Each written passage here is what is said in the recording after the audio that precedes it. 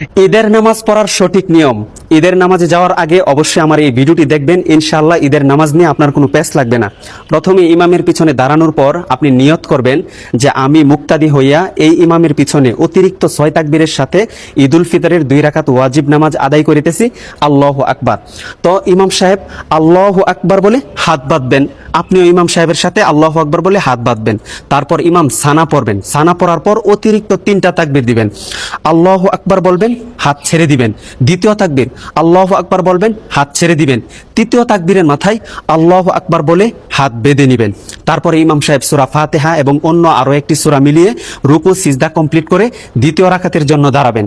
দ্বিতীয় রাকাতে দাঁড়ানোর পর ইমাম সাহেব প্রথমে সূরা ফাতিহা এবং অন্য আরো একটি সূরা মিলাবেন।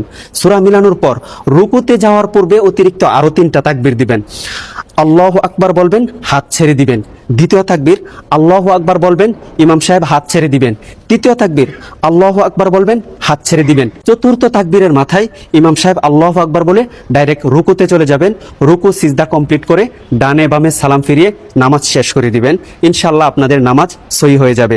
আর এই ভিডিওটি সর্বোচ্চ শেয়ার করে দিবেন যেন সকল মানুষ ঈদের নামাজটি শিখতে পারে ইনশাআল্লাহ।